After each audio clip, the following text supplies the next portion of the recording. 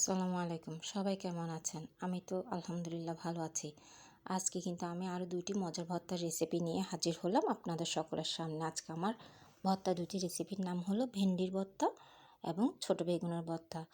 আর ভেন্ডি এবং ছোট বেগুন দুইটাকেই কিন্তু আমি খোলাতে টেলে নিয়েছি প্রথমে। দেখতে পাচ্ছেন আমি হাতের সাহায্যে ভেন্ডিগুলোকে কিন্তু চটকিয়ে নিচ্ছি। অনেক দিন পর ভেন্ডির ভর্তাটা তৈরি করলাম। খুবই খেতে ইচ্ছা করল গরম ভাতের সাথে। আর যখন তৈরি করতেছি ভাবলাম আপনাদের সাথে শেয়ার করি। তো দেখতে পাচ্ছেন একে একে কিন্তু আমি ভেন্ডির সবগুলোকে চটকিয়ে নিলাম। খুবই লোভনীয় একটি ভর্তা এটি। এরই মাঝে পেঁয়াজ কুচিটাও দিয়ে দিলাম। আর আমরা যারা ভর্তার প্রেমিক আছি তাদের তো কথাই নেই, ভর্তা দেখলেই কিন্তু আমরা বেহুশ হয়ে পড়ি। তো এরই মাঝে আমি এক টুকরো লেবুর রসটাও দিয়ে দিলাম, স্বাদ মতো লবণটাও দিয়ে দিলাম এবং সরিষার তেলটাও দিয়ে দিচ্ছি। আসলে কী যে মজার ভর্তা, বলার কোনো ভাষা নেই। গরম ভাতের সাথে খেতে খুবই ভালো লাগে।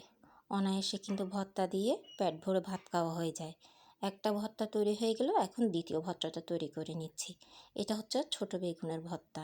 কিছুদিন আগে আমি একটি পোস্ট করেছিলাম এই সবজিটার নাম কি। আসলে এটাকে এক এক অঞ্চলে এক এক নামে ডাকা হয়। তা আমরা এটাকে ছোট বেগুন বলে থাকি। আর এটাকেও আমি খোলায় টেলে নিয়ে ব্লেন্ড করে নিয়েছি। আর এটি হচ্ছে চিংড়ি শুটকির মাথা। আর এটাকেও কিন্তু আমি ভালো করে পরিষ্কার করে খোলাতে টেলে নিয়ে তারপর ব্লেন্ডারের সাহায্যে ব্লেন্ড করে নিয়ে এইভাবে কাচের বয়ামে রেখে আমি ফ্রোজেন করে রাখি। এটা ডিপে রাখলে আর নষ্ট হয় না। এরই মাঝে আমি স্বাদ মতো লবণটাও দিয়ে দিলাম এবং চিংড়ি শুটকির মাথাটাও দিয়ে দিলাম, এক টুকরো লেবুর রস দিয়ে দিলাম। বলুন তো এই ধরনের ভর্তা থাকলে আর কি লাগে ভাত খাওয়ার সময়? আমার তো কিছুই লাগে না। এরই মাঝে আমি কাঁচামরিচ ধনিয়া পাতাটাও দিয়ে দিচ্ছি। তো পেঁয়াজ কুচিটাও দিয়ে দিলাম। আর একসাথে সবগুলো উপকরণ মেখে নিব। দেখতে পাচ্ছেন আমি সরষের তেলটাও দিয়ে দিচ্ছি। আর সবগুলো উপকরণ একসাথে মেখে নিব। দেখতে পাচ্ছেন। ও হ্যাঁ, আমাদের আশেপাশে কিন্তু অনেকগুলো ঘর আছে। মাঝে মধ্যে ছোট বাচ্চাদের আওয়াজ শোনা যায়। ভুল ত্রুটি আশা করি ক্ষমার দৃষ্টিতে দেখবেন। দেখতে পাচ্ছেন সবগুলো উপকরণ দিয়ে কিন্তু আমি মেখে নিলাম।